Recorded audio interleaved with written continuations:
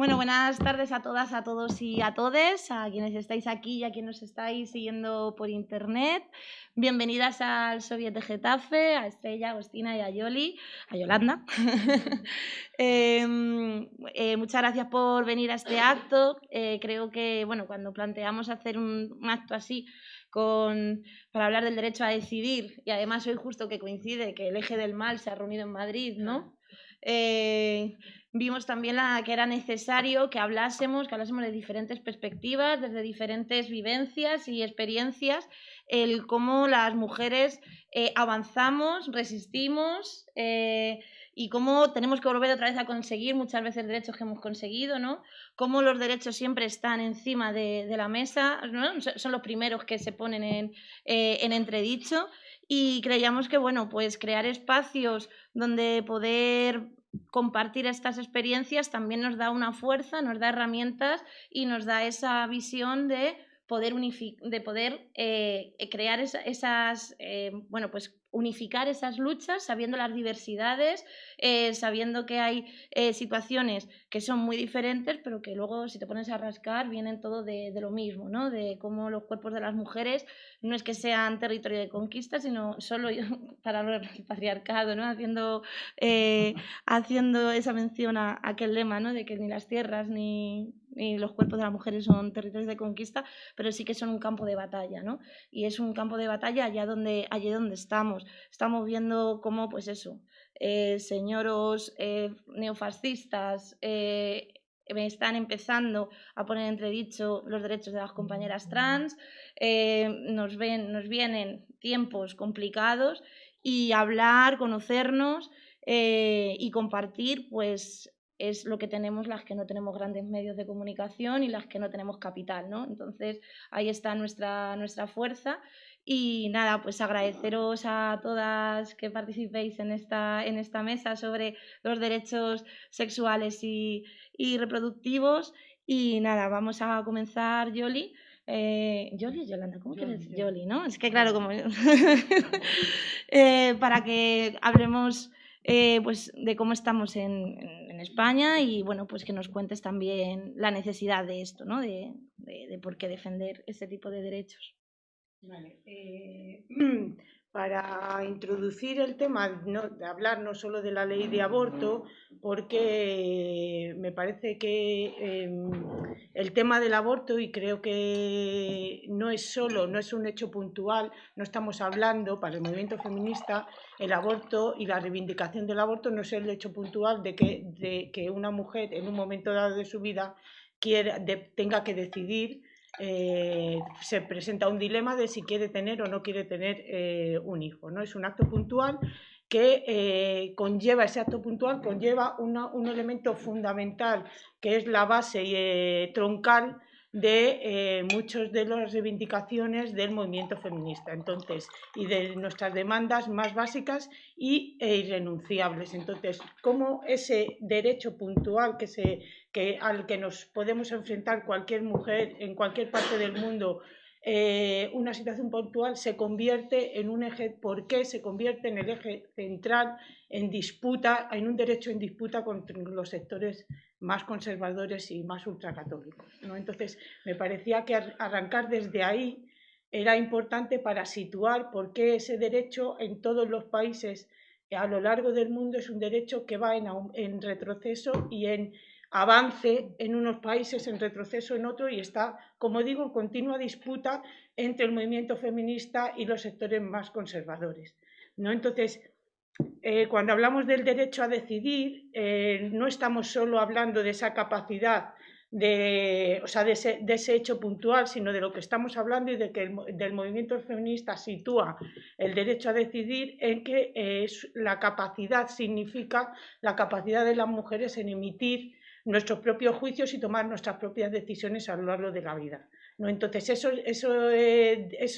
¿qué significa eso? Pues significa muchas cosas. Significa desde qué queremos, si queremos o no ser madres, separar la sexualidad de la maternidad, la autodeterminación de nuestros propios cuerpos, el derecho a una sexualidad libre y placentera, la identidad sexual, la educación, reivindicar la educación sexual, la anticoncepción.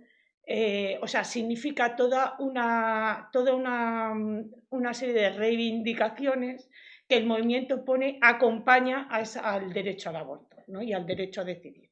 Por eso, cuando hablamos de que es un derecho en disputa, porque es justo lo contrario a lo que el sistema heteropatriarcal y capitalista quiere sobre una sexualidad controladora hacia las mujeres, ¿no? El papel de controlar nuestros cuerpos y nuestra sexualidad para tutelarnos, ¿no? La necesidad de tutelarnos y convertirnos en madres, esposas e hijas, ¿no? Entonces, esa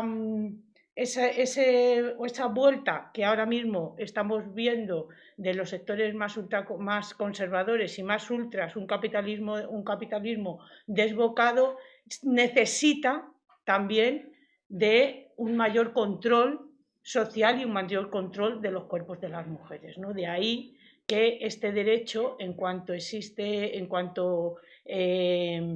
hay un auge de la derecha, el derecho a decidir y el aborto se convierte de nuevo un campo de batalla. Entonces, me parece que es importante para situar por qué este derecho es un derecho irrenunciable para el movimiento feminista a nivel global, ¿no? en todos los países. Y también es un derecho que establece alianzas entre los movimientos feministas del mundo, ¿no? Porque la amenaza también es global. Entonces, como decía, el capitalismo no solo necesita de un patriarcado cada vez más violento y más fuerte, sino someter, como digo, el cuerpo y la vida de las mujeres a su rol dentro de la reproducción social, ¿no? Y ahí estamos viendo, como decía Yolanda, cómo los sectores ultras, en cuanto llegan al poder, ahí está Milei, está Trump, lo que hacen es una vuelta de tuerca a ideas conservadoras, vuelta a las religiones más fundamentalistas, al restringir cada vez más el derecho al aborto, etcétera, ¿no? Frente a esto que se ha planteado siempre desde el movimiento feminista, y ahora hablo un poco más, bueno, en todo el mundo también, pero bueno, hablo más situado aquí en el Estado español. No, el movimiento feminista aquí en el Estado español lo que ha planteado siempre cuando a la derecha ha querido recortar derechos es plantear una serie de estrategias que a mí me parece fundamental y que son las que nos permiten avanzar en derechos, no solo con el derecho a decidir, sino con muchos derechos. Y es que un movimiento feminista autónomo, es decir, un movimiento feminista que ponga, que establezca su propia agenda y sus propias reivindicaciones, un movimiento feminista que no se conforme. Creo que una de las estrategias que nos han llevado a avanzar en las múltiples leyes de aborto que hemos tenido en España, que ya van dos, una tercera con modificación, y esperemos que sigamos peleando por una mejora, porque no se ha conseguido, obviamente no hemos conseguido lo que queremos, porque no es un derecho pleno. También quería decir que el derecho a decidir seguimos sin ser un derecho pleno, y los derechos no podemos tener derechos a medias. Entonces, la ley de aborto aquí en España empezó, como sabéis, con una ley de supuestos que nos sentíamos en el 83, que el movimiento feminista dijo claramente que era insuficiente, y siguió peleando por el aborto libre. Y cuando hablamos del aborto libre es que creemos que las mujeres somos capaces de saber y decidir si queremos tener un hijo, y somos conscientes de cuándo podemos interrumpir ese embarazo, y lo hacemos con las condiciones que no agredan a nuestros cuerpos, es decir, no somos locas que a los 8 meses se nos ocurre abortar porque sí, ¿no? Las estadísticas demuestran aquí en España cómo desde el 83 hasta aquí más del 70%, y en las últimas estadísticas esta proporción aumenta casi al 80%. Las mujeres abortamos en las primeras semanas de embarazo, o sea, antes de las 8 semanas. Con lo cual demuestra que somos responsables y tomamos decisiones bueno, pues apropiadas a lo que pensamos y de acuerdo a nuestra conciencia y a nuestro derecho a decidir, ¿no? Entonces, aquí en el Estado español, lo que sí que hemos hecho, lo que seguimos haciendo, es pelear porque tengamos una ley que garantice el aborto dentro de la sanidad. Tenemos 3 ejes básicos de pelea, que son que el aborto se haga en la sanidad pública, cosa que ahora casi el 80 y pico % se hace en la sanidad privada, se hace a partir en clínicas. Que pueda, esto significa que se haga en la sanidad pública, significa que esté accesible tanto a nivel farmacológico en los centros de salud como a nivel quirúrgico en los hospitales públicos, en todos los hospitales públicos, que se regule la objeción de conciencia y que bueno, que acompañado de eso toda una batería de medidas de educación sexual, de acceso a anticoncepción, de información, de normalización del aborto como un método, o sea, una forma de cuando no se puede recursar, ha fallado otro método, si no quieres enfrentarte a un embarazo, puedas recurrir a él sin que te estigmatice, porque ahora mismo es como el acceso está como invisibilizado en las clínicas. Tú no puedes decir, cogerte una baja en el trabajo porque vas a ir a abortar. En las clínicas vas un fin de semana y es cuando más gente hay, los fines de semana, porque así no se cogen bajas laborales, ¿no? Entonces todavía seguimos, el movimiento feminista todavía sigue reivindicando que una forma de dejar de estigmatizar el aborto y de normalizar como una práctica médica es hacerlo accesible en el sistema público de salud, ¿no? Y romper esa barrera de tenerte que ir a una clínica privada. Para que, bueno, casi todas las que estáis aquí sabéis un poco cómo se accede al aborto, pero para la gente que nos está leyendo, si no lo sabe, aquí en España, pero me voy a centrar en Madrid porque como las comunidades tienen las competencias, pues hay cierta variación, aunque no mucho, entre unas comunidades a otras, ¿no? Aquí en Madrid lo tenemos especialmente difícil por el gobierno que tenemos, y lo que se hace es que hay 7 clínicas privadas que realizan abortos en Madrid.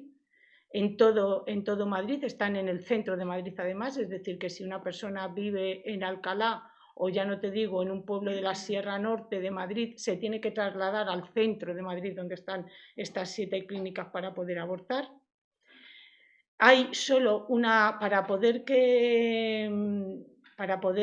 acceder a un aborto gratuito tienes que previamente o bien ir directamente a las clínicas, llamar, si te dice una amiga que puedes, si la información que te dan es de las clínicas, bien, si vas al centro de salud, te van a dar la información de las clínicas para que llames. O sea, la información del centro de salud es darte el listado de las clínicas para que llames a abortar. Es decir, que cualquier vía que cojas, ya sea en el centro de salud, a través de la trabajadora social, una amiga que te diga cómo va a abortar, o en internet que mires cómo abortar, vas a Bocas a la clínica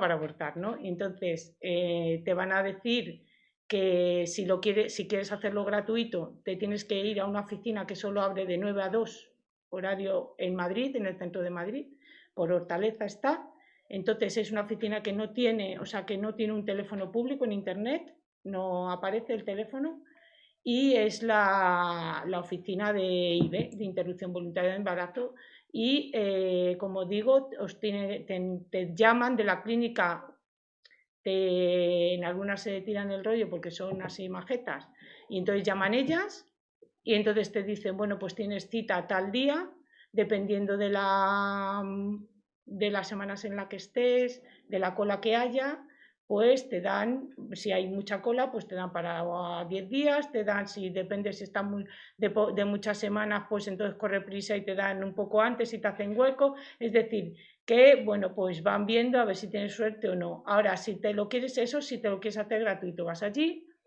hasta que ya, como os digo, es de 9 a 2, te dan el papelito de gratuidad y con ese papelito ya vas a la clínica y para hacerte el aborto, ¿no? En la clínica normalmente, bueno, ya te dan el día y la hora para ir allí. Antes de la reforma de la ley había 3 días de reflexión, con lo cual las mujeres lo que hacían es que ibas a la clínica, cogías un sobre, porque tenías que coger el sobre después y tenías que hacer los 3 días de reflexión, que un sobre con información que era casi todo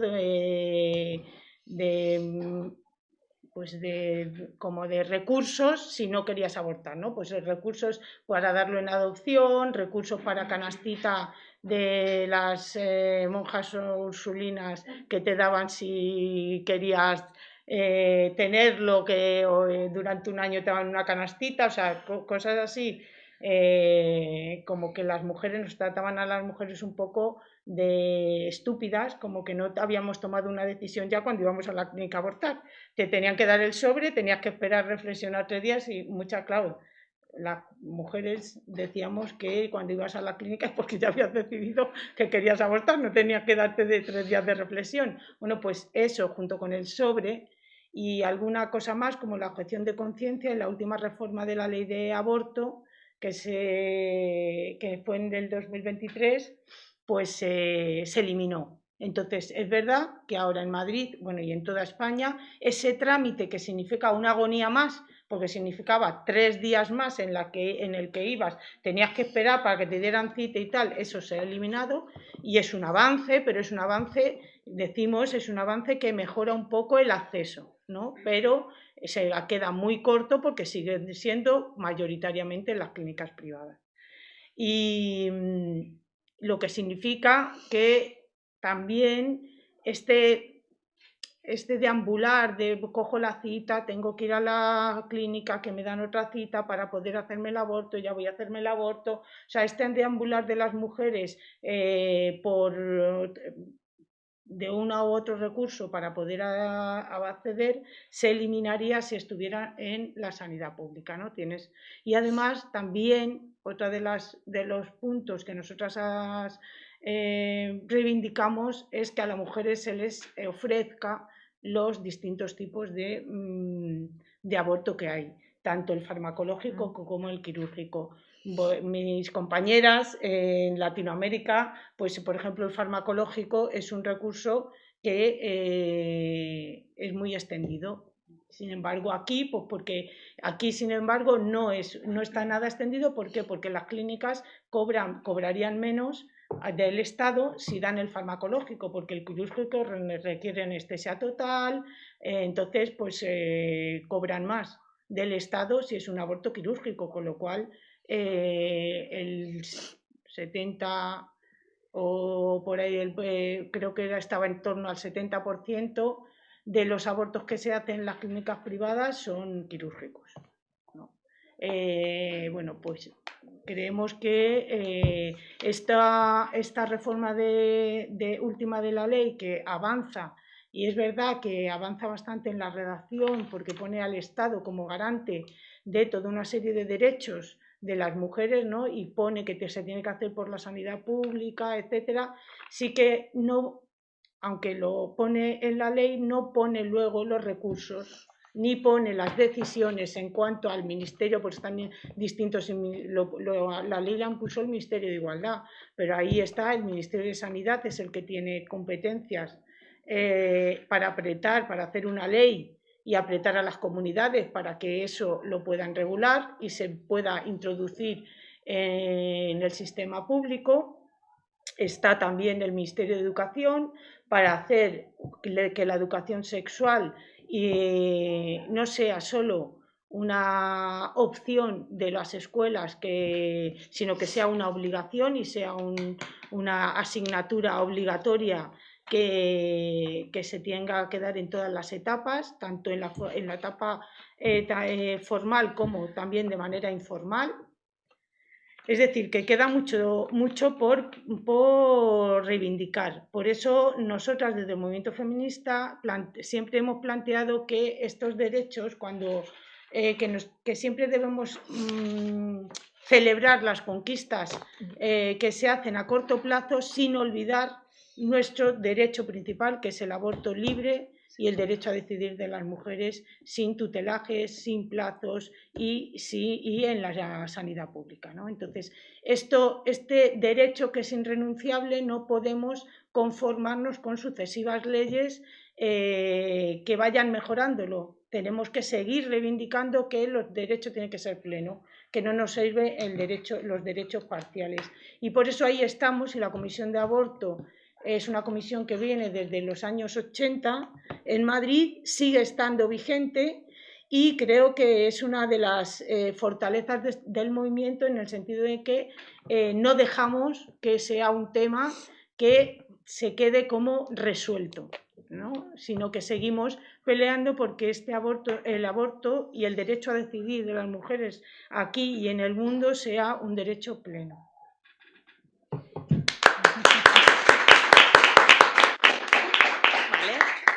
Muchas gracias, Yoli.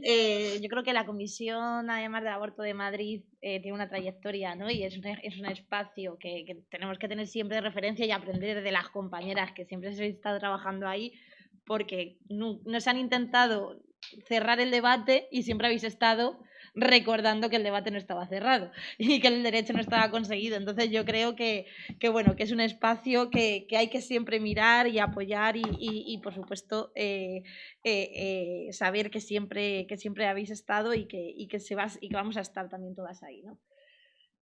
Hola. Bueno, ahora vamos con Agostina, que es argentina, abogada de derechos humanos, y nos acabamos de enterar que ha estado 2 años viviendo en Getafe, o sea que de Getafe, porque aquí en Getafe nadie somos de aquí, pero todos somos de aquí, esto pasa, ¿no? Entonces, nada, pues cuéntanos un poco la historia del movimiento y del derecho en Argentina, y muchísimas gracias por venir. Gracias a ustedes por haberme invitado. Buenas noches, buenas tardes a todas, a todos, a todes. En este caso a todas, pero bueno, si hay gente que nos está viendo, todos, todes. Soy abogada, me especializo en temas de derechos humanos y viví en Getafe porque me gané una beca para hacer un máster en la Carlos III de Madrid. Entonces viví aquí cerca de la universidad 2 años y de hecho sigo trabajando en la universidad, así que vengo de lunes a viernes a Getafe. Fue como, hoy es sábado, tipo, bueno, vuelvo a Getafe. Soy parte de vivo ya hace como unos 4 años en España, en Madrid, y soy parte de mi profesión, de ser abogada y trabajar en la universidad. Soy parte de una agrupación político-partidaria aquí en Madrid de argentinos y argentinas peronistas, conformado principalmente por exiliados y exiliadas de la última dictadura cívico-militar. Luego nos fuimos incorporando otras generaciones, unidos por los lemas de la justicia social, y seguimos haciendo política pese a los 15.000 kilómetros de distancia que nos diferencian de nuestra tierra, pero siempre pensando en cómo cambiar las cosas, estemos donde estemos, y aparte aportando y colaborando con distintos espacios también en los que habitamos, más allá de lo que hacemos para Argentina, estando acá con otros compañeros de agrupaciones latinoamericanas o con compañeros de aquí, de España, de Madrid y más.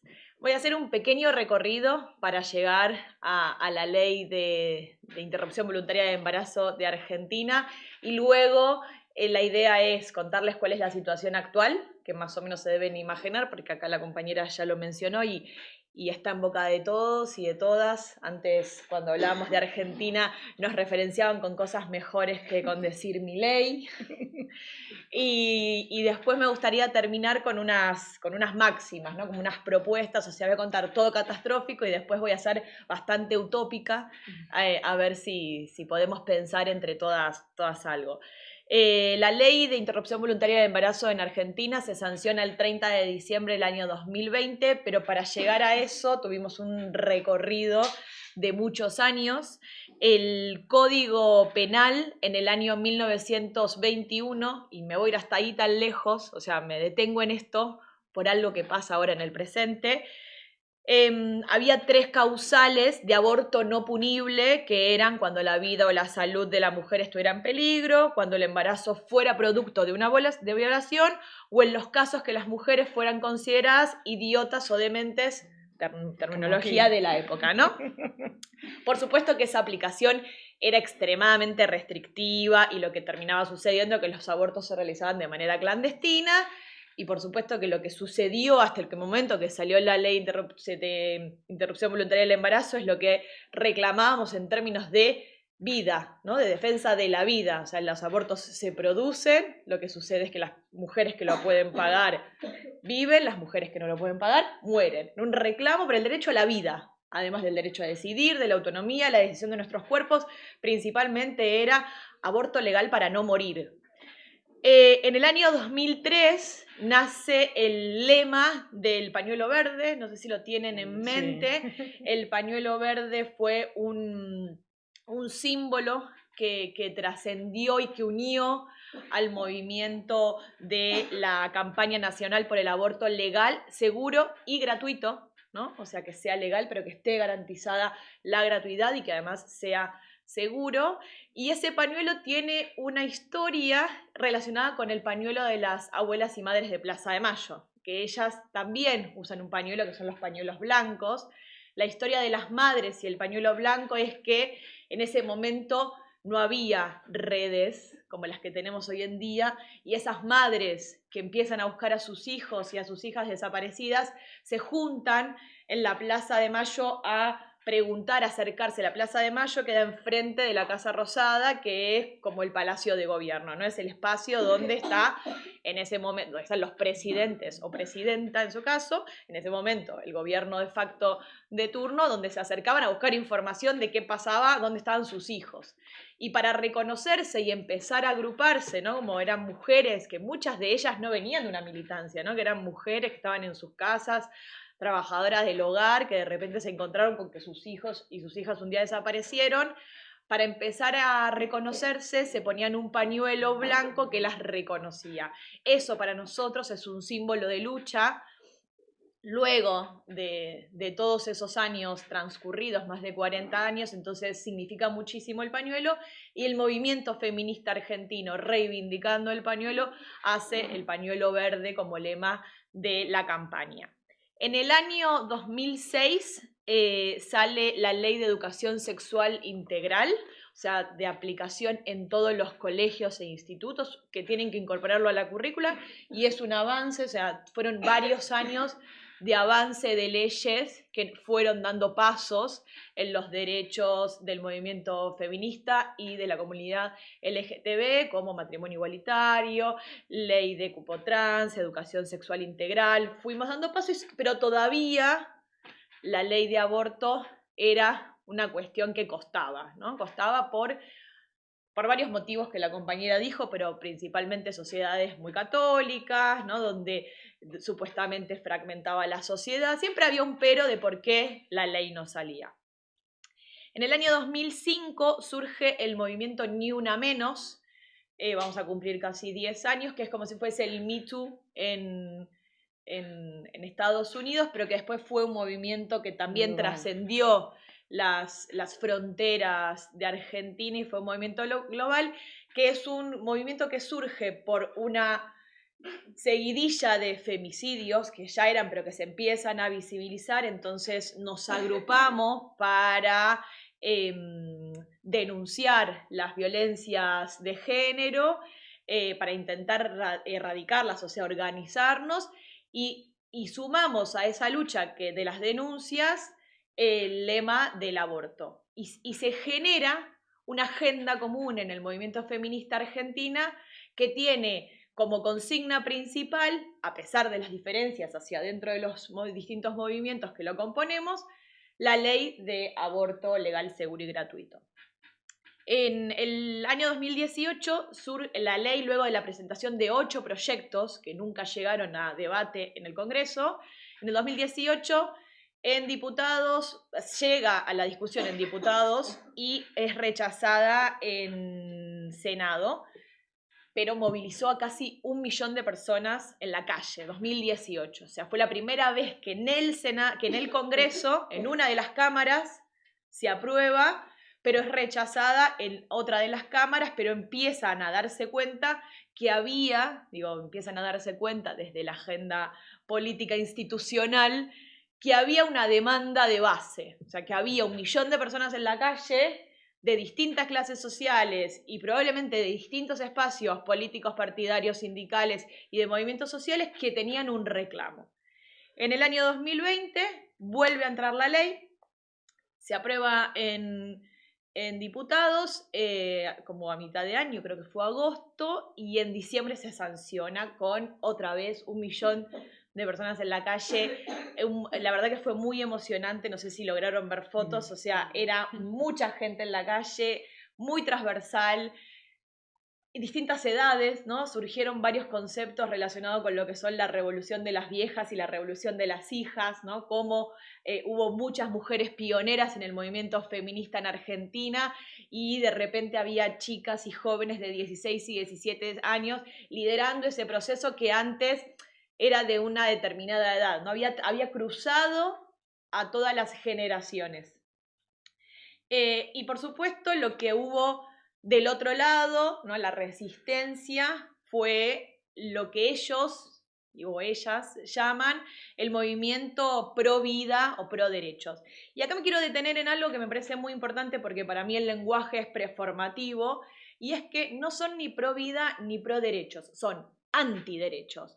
Nosotras, desde el espacio feminista, somos pro vida porque lo que defendemos es la vida, defendemos que las mujeres no mueran en un aborto clandestino. Entonces sí me parece interesante que de a poco erradiquemos este concepto que tienen de pro vida o pro derechos, cuando en realidad lo que son es antiderechos, ¿no? Estos movimientos que intentan retroceder son antiderechos. Y estaban como caracterizados con un pañuelo celeste. Entonces era la disputa de si sos pañuelo celeste, sos pañuelo verde, sos pañuelo. ¿Cómo estamos hoy en el contexto? Bueno, la ley está vigente desde el año 2020 y se puede acceder en hospitales públicos, obras sociales o prepagas.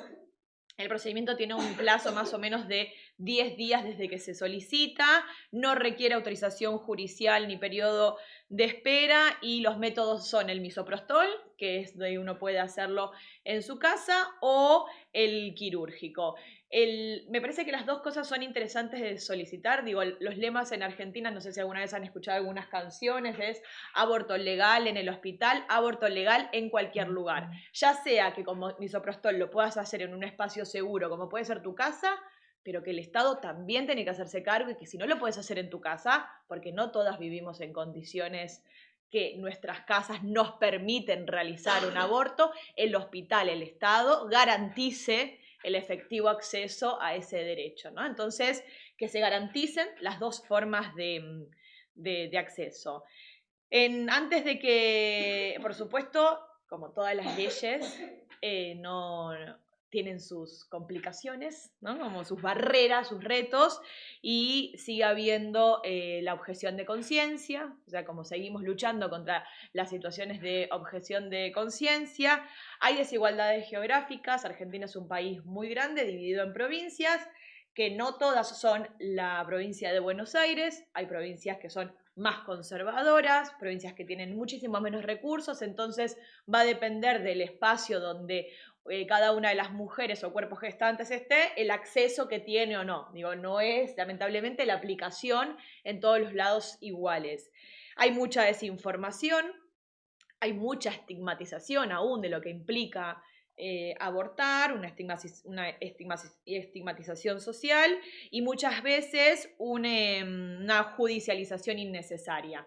No es necesaria la judicialización, sin embargo, muchas veces se hace. Les dije, ¿no?, que era hasta las 14 semanas, ¿no? Bueno, eso un poco de cómo estamos hoy respecto a cómo llegamos a esa ley de interrupción voluntaria del embarazo de la IVE. ¿Qué pasa hoy en día? Bueno, la misma marea verde que se gestó en el seno de un movimiento como el argentino es la misma sociedad que en el año pasado, no, el anterior, estamos en 2022, con el 56% de los votos más o menos, votó a una persona como Javier Milei, nefasta, ultraconservadora, fascista, diría, y que tiene hoy en día, como muchas de nosotras sabemos, una postura de retroceso de esos derechos.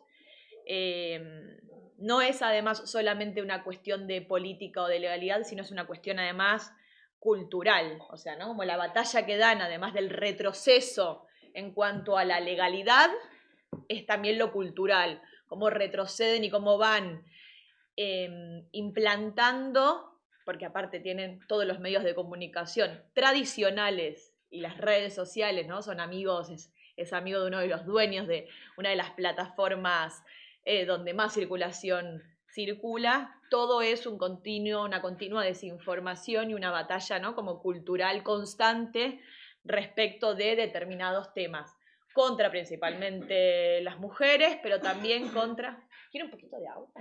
¿Sí? ¿Querés un poquito de agua? Sí. Sí. A ver qué. Hay vasos ahí, sí.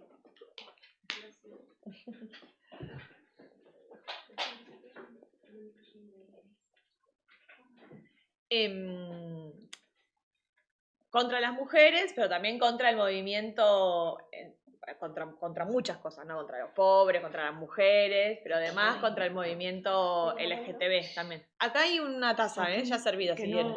Sí, cógela. No la he de tocar.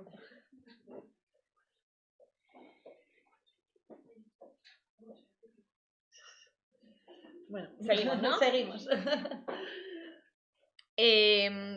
¿Cuáles son, aparte de lo dicho, ¿no? Digo, cuáles son las medidas específicas que está tomando este gobierno de extrema derecha en Argentina? Bueno, intentó derogar la ley, por supuesto, de interrupción voluntaria del embarazo e intentar, ¿se acuerdan, no?, que dije que en el año 1921 había 3 causales, 1921? Bueno, intentar recriminalizar el aborto y que las personas que quieran abortar tengan pena de prisión de 1 a 3 años y criminalizar el aborto incluso en casos de violación. O sea, un retroceso aún mayor que el del año 1921. O sea, lo de la ley no avanzó, después desde sus voceros dijeron que no estaba en agenda, como igual lo van, digo, como la estrategia es, el tema avanzan y retroceden, pero está ahí, está latente.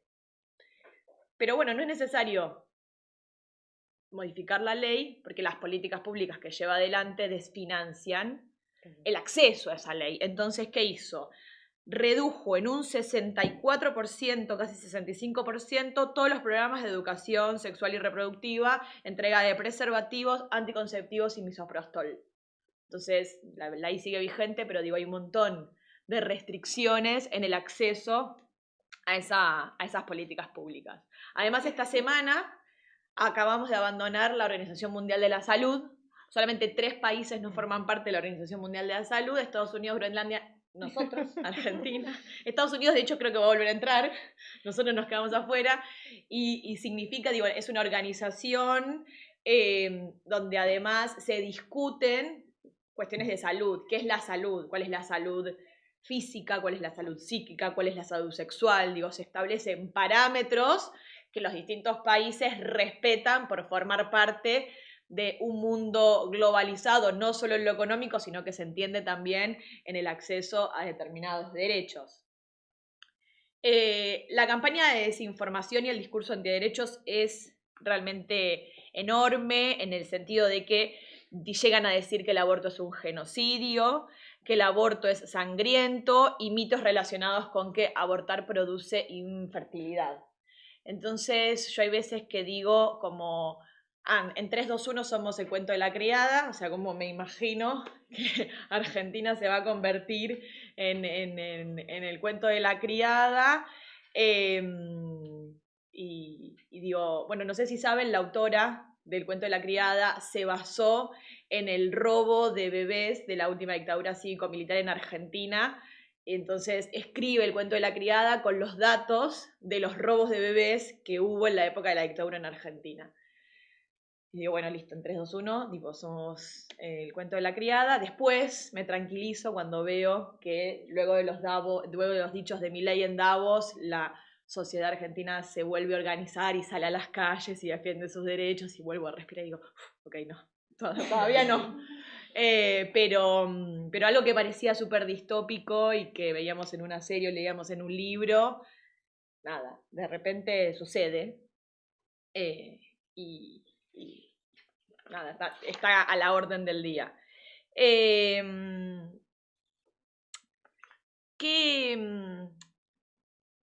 ¿Por qué se meten, o sea, por qué las extremas derechas se meten, en este caso, por ejemplo, con el derecho al aborto?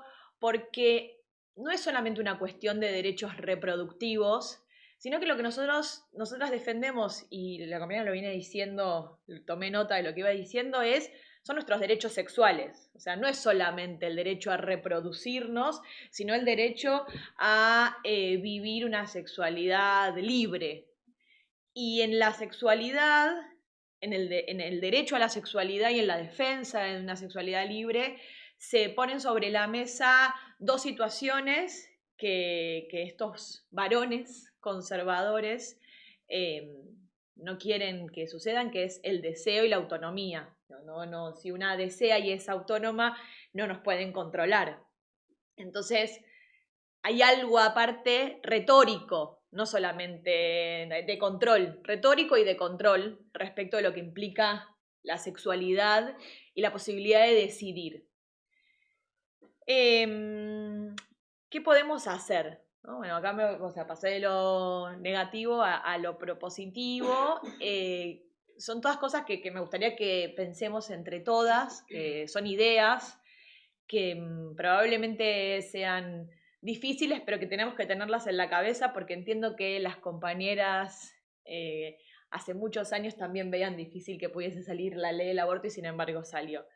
Entonces, hace poco, el año pasado, Francia constitucionalizó el derecho al aborto. Entonces, pensar en las posibilidades de blindar una ley para que sea un derecho constitucional. Una ley, por ejemplo, en el caso de Argentina, puede ser derogada con una simple mayoría en el Congreso, o sea que depende probablemente del gobierno de turno. Más difícil es cambiar una constitución. Sé que no es fácil lo que planteo, pero aunque sea que lo tengamos en mente y tener la referencia que en algún lugar pasó.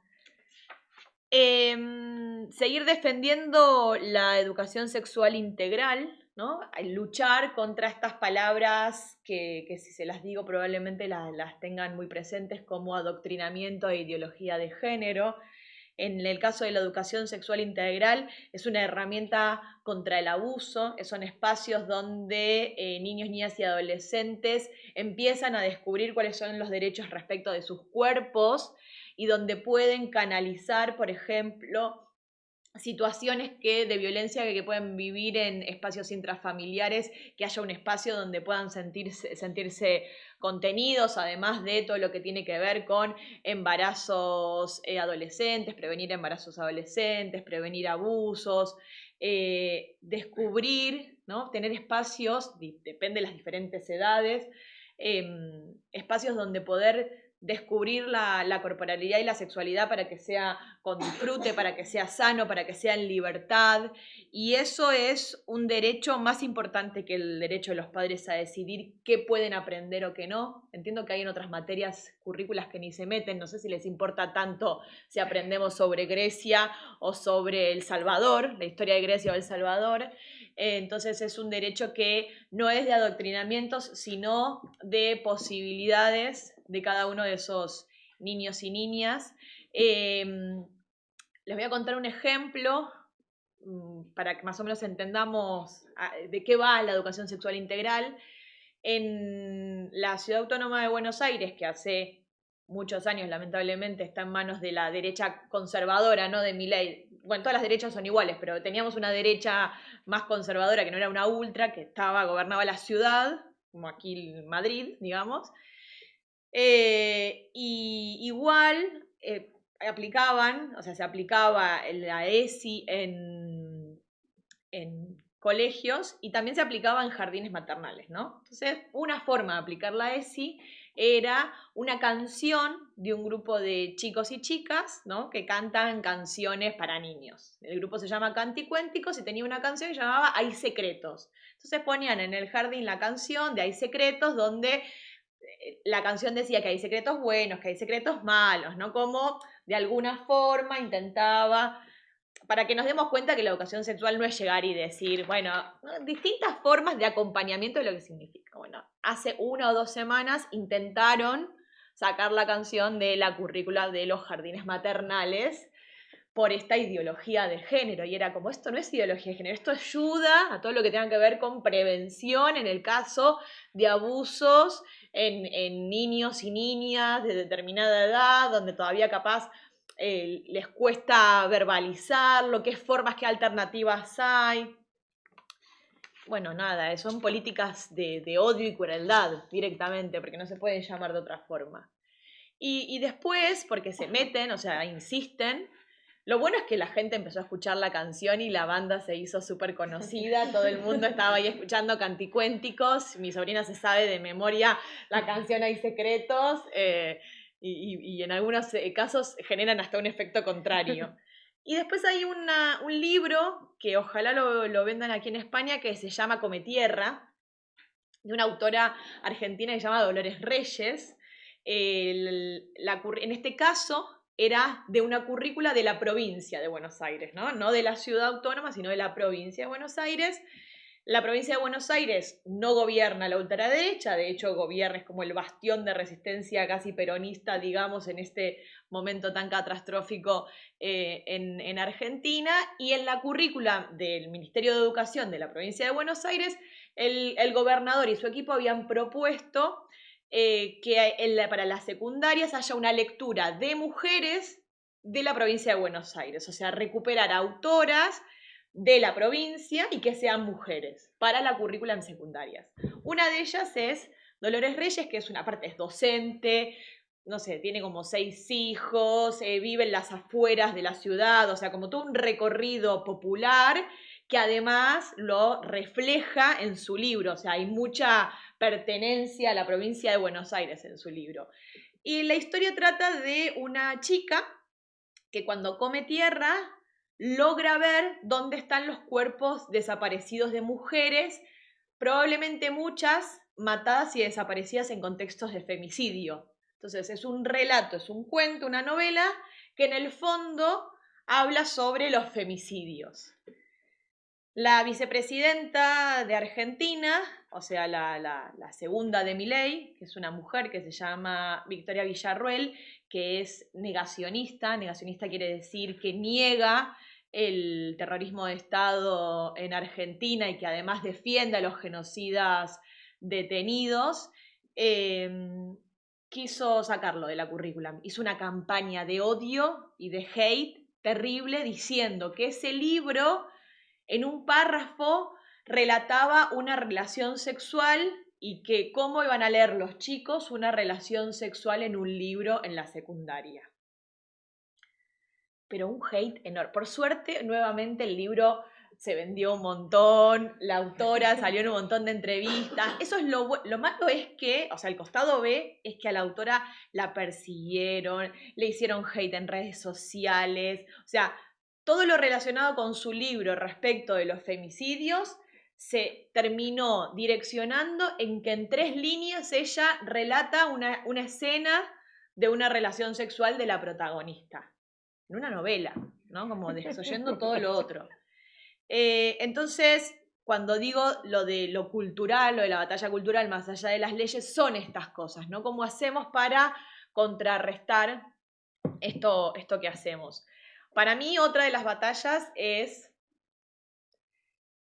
lo discursivo, el lenguaje. Para mí el lenguaje es importante. Entiendo que ellos aparte intentan todo el tiempo quitarlo, ¿no? Como veníamos con un ejercicio de nombrarnos, de poder decir, por ejemplo, en la Cámara de Diputados, decir diputadas y diputados, ¿no? Como esta cuestión de incorporar, y ahora es todo con O, ¿no? Como si hubiese como una respuesta reactiva respecto del lenguaje. Entiendo que no es la batalla principal, que tenemos muchas y que de hecho ha generado el lenguaje inclusivo, un montón de resistencias, o sea, me parece que una puede entender en qué espacios darla, cuándo es principal, cuándo no, pero creo que no hay que abandonarla. Me parece que sigue siendo necesaria algunas cosas ponerle nombre y tampoco cedérselos, ¿no? Como para tenerlo ahí también, como caja de herramientas, o sea, pensar en el lenguaje, ¿no? Porque el lenguaje sigue siendo también un espacio cultural. Las dos últimas, perdona, es, una que hoy acá nos reúne, que es la movilización, ¿no? O sea, unirnos, organizarnos y movilizarnos. En Argentina hace muchos años, yo diría que más de 30 años, se hace algo que se llama el Encuentro Nacional de Mujeres y Diversidades. Es un encuentro que se hace una vez por año, se elige una provincia del país, probablemente siempre se hace como a fin de año, yo diría noviembre, más o menos octubre, noviembre, y son 3 días donde los distintos colectivos feministas se juntan en una ciudad de una provincia a discutir todo. O sea, todo lo que tenemos para discutir se discute ahí. Todo lo que atraviesa a los movimientos feministas y al colectivo LGTB se discute ahí, ¿no? Como las distintas posturas respecto de los temas, intentando luego, más en este contexto, tener una agenda común, o sea, tener un espacio de unión pese a las propias diferencias. Y eso creo que es algo como para poder replicar en este contexto. Después tendremos otros contextos donde esas diferencias serán más importantes y nos marquen y nos distancien, pero en este contexto yo creo que hay dos posiciones posibles, y es el fascismo o el antifascismo. Como por lo menos yo, capaz estoy muy sensible porque en mi país gobierna Milei. Y lo que sí trato de decirle a las compañeras y a los compañeros de acá es, mírenme bien, porque de verdad yo jamás pensé que nos iba a pasar. Jamás. Y mucha gente que comparto militancia acá, que vive acá, me mira con cierta distancia como, bueno, pero en España, con el sistema que tenemos, que sí, que no. Y yo como, mírenme. O sea, de verdad, nadie está lejos, el contexto es muy complejo y creo que desde distintos espacios, tanto el movimiento social, el movimiento feminista, los diferentes grupos partidarios, pese a las sanas diferencias, ¿no? Como nosotros en las diferencias nos tensionamos en los distintos grupos, hoy hay una bandera común que está relacionada con el antifascismo, que o sea, está ahí, yo lo veo cada vez más cerca. Entonces me parece súper interesante, en varios espacios de compañeras españolas vengo repitiendo lo de la posibilidad de encuentros, ¿no? Donde ahí, encuentros, puertos cerrados, nos matamos. Todo lo que nos queremos decir, nos lo decimos, sabemos todas las diferencias que tenemos, pero luego tenemos una bandera común. En el caso de Argentina se logró porque la bandera por la defensa de la ley voluntaria del embarazo nos unió. O sea, era una bandera que unía a todo el movimiento y a todas las diferentes colectivas, a los diferentes partidos políticos también. Y por último, que es un poco con la invitación de la compañera de Chile y mía, me parece que también lo estamos haciendo, es internacionalizar la lucha, ¿no? Como dejar de pensarla por países y de la misma manera, no estoy diciendo nada que no hayamos sabido hacer, las internacionales no son nuevas, pero sí recuperarlas, pero sí saber que, por ejemplo, Milei no es un loco, sino que es parte y es producto de una internacional organizada que hoy se juntaron también y es el laboratorio, Milei, de hasta dónde las sociedades aguantan, ¿no? Entonces, él va probando y va avanzando y es despiadado y es... entonces, es un reflejo, además, para sus propios compañeros de cómo ser una persona de la extrema derecha gobernando un país. Esa misma resistencia tenemos que hacer nosotros, o sea, ¿por qué no estamos organizados y organizadas internacionalmente como están ellos? Entonces, la lucha organizada, internacional y solidaria me parece que tiene que volver a ser una de las banderas, dejar de ver qué nos pasa en el espacio más próximo y darnos cuenta del más allá, que entiendo que es muy fácil decirlo y después es muy difícil hacerlo porque en el día a día uno y una vive, tiene que pagar el alquiler, comer, criar, pero me parece que lo importante, a pesar de que no es algo que podamos hacer en lo inmediato, es sostener e internalizar cuáles son esos puntos, que nos pueden llevar más o menos tiempo, pero por lo menos tenerlos claros. Digo, tener una hoja de ruta, decir a dónde vamos, qué queremos. Ok, son necesarios estos puntos, los conseguiremos más pronto o menos pronto, pero sabemos cuáles son, ¿no? Como también empezar a tener una agenda más propositiva que solamente espacios donde todo el tiempo estamos haciendo análisis de en qué fallamos, en qué no fallamos, qué hizo mal el otro, qué no hizo, por qué estamos así. Ya sabemos hacer eso. Genial.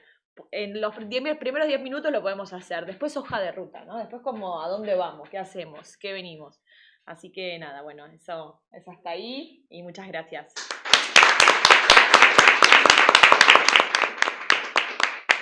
Muchas gracias. Claro, es Argentina, pero es que nosotras en Getafe, el Ayuntamiento de Getafe editó una guía de educación sexual que abogados cristianos denunció y que la justicia obligó a retirar. Y, o sea, que claro, que cuando hablamos de internacionalizar, claro, cuando nos ponemos a hablar, se pueden repetir perfectamente todas las experiencias porque ellos saben perfectamente lo que hacen en todos lados, ¿no? Entonces, por eso también la importancia. Bueno, pues vamos a pasar con Estrella, la experiencia chilena. Muchísimas gracias por venir y nada, pues dale. ¿Qué tal? Bueno, gracias por invitarme, porque bueno, son espacios de diálogo necesarios hoy en día y bueno, como la compañera con tanta fuerza lo ha transmitido, también da un poco de brío, ¿no? Todo esto que ella menciona, porque yo venía con una sensación así muy de un poco de cansancio y de un poco a veces de pesimismo, ¿no? Porque bueno, pues investigando también, buscando respuestas a estas preguntas que se han planteado, uno se retrotrae un poco al pasado y plantea y se acuerda de muchas cosas, ¿no? Se acuerda de las compañeras, se acuerda de las madres, de las hermanas, de las cosas que han pasado por tantas mujeres que viven con nosotras habitualmente y uno se va dando cuenta de las trayectorias, ¿no? De que podemos mirar la ley, podemos mirar lo concreto, podemos mirar lo vinculante, ¿no? Pero también mirar la vida y las experiencias de las compañeras que nos han rodeado, ¿no? De las mujeres, de nuestras madres, de la gente que son de referencia. Y, a ver, yo soy chilena, vivo en este país hace casi 20 años ya, y me encuentro ahora mismo hablando de este tema desde la lejanía, ¿no? En el sentido de que yo no he sido parte de este movimiento feminista de los últimos años en mi país, muy a mi pesar, por cierto, pero como tomé otra decisión en mi vida, al final pues me planteé vivir aquí y bueno, uno va recorriendo otras trayectorias, ¿no? Nunca alejada de las cosas que suceden, por supuesto, porque también me llegan por ser de ese origen y por tener, bueno, por haber vivido esas experiencias también difíciles. Y lo planteo un poco de, lo que voy a contar va a ser un poco también de lo que hemos vivido como personas, ¿no? En Chile el escenario es mucho menos próspero, ¿no? No sé, ahora yo creo que se es una situación muy difícil por la presencia de este señor ahora en Argentina, pero yo no creo que en otros países esté mucho mejor y en Chile no tampoco va a ser la excepción. Ahora mismo nosotros tenemos respondiendo a la primera pregunta, un poco en qué situación se encuentra una mujer que quiere interrumpir su embarazo de forma voluntaria y que, bueno, pues decide cambiar un poco el destino de lo que le está sucediendo, decide tomar el control de su cuerpo, decide un poco revisar por dónde va a llevar el camino de su vida. No, hay que retrotraerse un poco a la historia, ¿no? Nosotros sufrimos también una dictadura terrible que duró 17 años y que tardó otros 30 en poder establecer ciertas bases para lo que hoy en día se desarrolla la vida democrática de un país, ¿no? En Chile la ley 18.826 fue promulgada en 1973 y es la ley de prohibición del aborto, así se llama a secas, ¿vale? Y allí, por supuesto, aquí no hay posibilidad de que tú puedas decidir si vas a tener o no un hijo, ¿no? Eso llevó a muchas cosas, también como a muchas otras de violaciones de los derechos humanos, ¿no? No solamente, esto fue aparejado un poco con la situación de las mujeres en Chile en esa época y a nivel general, ¿no? De la población en general, ¿no? Hombres también. Entonces, yo creo que volver a ese pasado y volver a pensar en cómo esas mujeres enfrentaron en esa época de la dictadura la posibilidad de tener control de su cuerpo, de poder expresarse en una sexualidad, de poder vincularse o no a una pareja X, de poder expresar las diversidades también que existen identitarias a nivel sexual. Bueno, al final uno se encuentra con esa misma dictadura que hizo otro montón de restricciones de libertades, ¿no? Ese control de los cuerpos del Estado de Chile fue precisamente coyuntural y lo más importante, ¿no? Fue como el pilar más importante para poder restringir otro tipo de libertades también, ¿no? Como decía la compañera, restringir este derecho y esta libertad de decidir también no es solamente el derecho de las mujeres a tener o no un hijo, sino que hay todo un planteamiento detrás de eso, ¿no? Hay toda una posición ideológica en contra de las mujeres para que puedan decidir y para que también puedan tener no solo el derecho a decidir, sino que el derecho con todas las otras brechas de género que también van pasando por el camino, ¿no? Porque el derecho de las mujeres a decidir si van a ser madres o no, si van a continuar por ese camino o no, es también el derecho a tener una pareja que se haga cargo también, una persona que está al lado tuyo, que no es solamente un problema de las mujeres, que el reproducirse es parte de una sociedad, que lo que nos pasa a nosotras les pasa a mi compañero también, que él tiene que posicionarse o no también, que él también tiene que dejar que tengamos esta libertad, porque al final es algo que nos va a suceder a nosotras dentro de nuestro propio cuerpo. Entonces somos las que tenemos que tomar esa decisión y las que tenemos que tener esa posibilidad. Esto se acompaña durante los años, desde que esta ley existía en esa época de la dictadura, con una serie de otras violaciones a los derechos humanos, como decía, toda persona que quería que se enfrentaba a la dictadura en esa época. Yo soy hija de la dictadura, mi madre luchó en contra de la dictadura junto con toda mi familia. Son personas que se enfrentaron no solo a la posibilidad de tener o no, de poder o no interrumpir un embarazo, sino que también de desaparecer como personas, ¿no? Por pensar, por tener una posición política o por defender los derechos de las trabajadoras y los trabajadores en ese lugar, ¿no?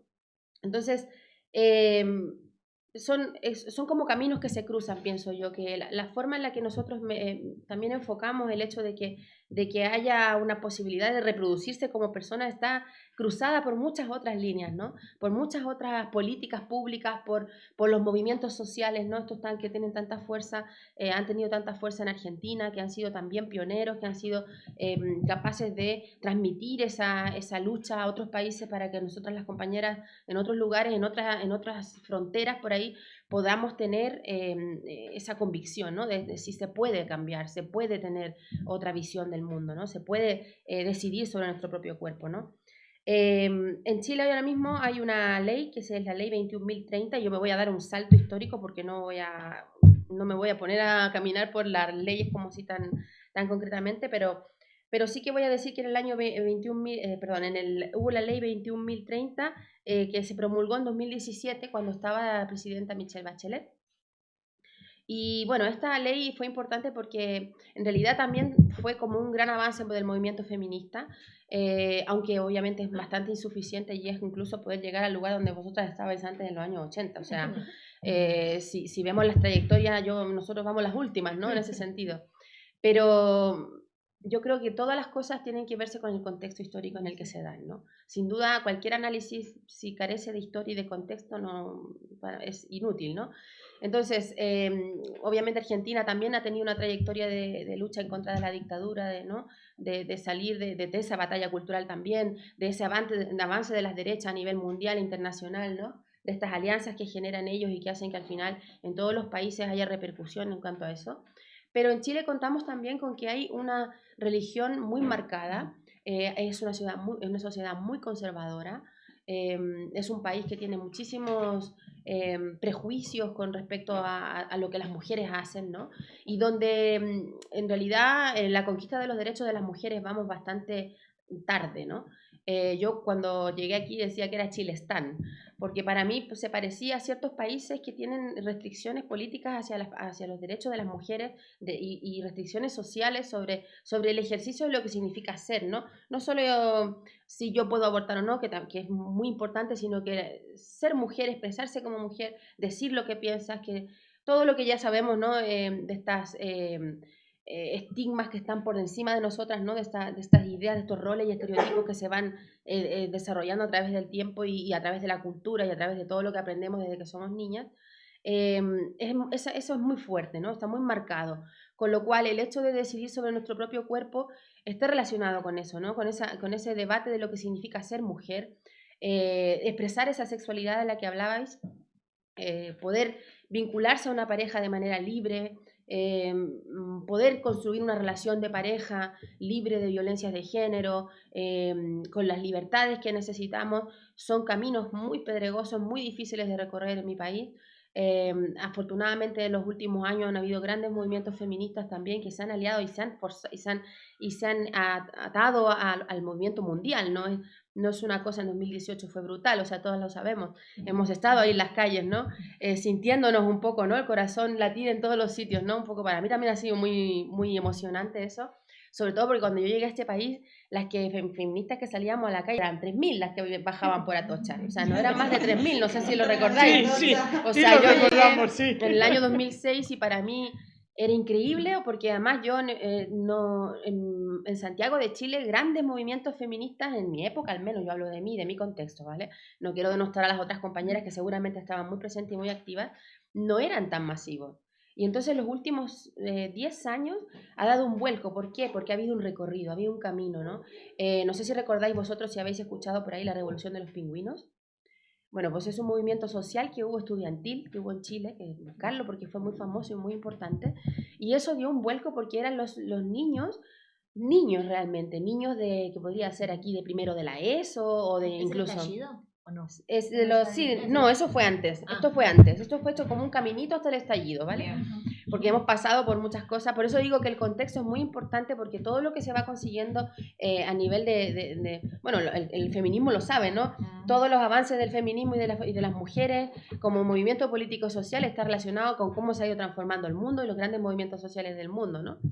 Entonces, decía que esa revolución de pingüinos y de pingüinas hizo que todo se pusiera al debate, ¿no? Que la gente pudiera debatir en el colegio, que pudiera cuestionarse por qué tenían que pagar, por qué sus familias estaban endeudadas para estudiar, por qué había tanta desigualdad en Chile, ¿no? Y eso hizo también que la educación no solo pasara a ser un lugar de las aulas, un lugar reglado, ¿no? Una información que te entrega un profesor o profesora y que tú te llevas para tu casa en tu mochila, sino que abre el debate y lo hace político. Y ahí es cuando lo personal y político también se ha sentado de a poco, ¿no?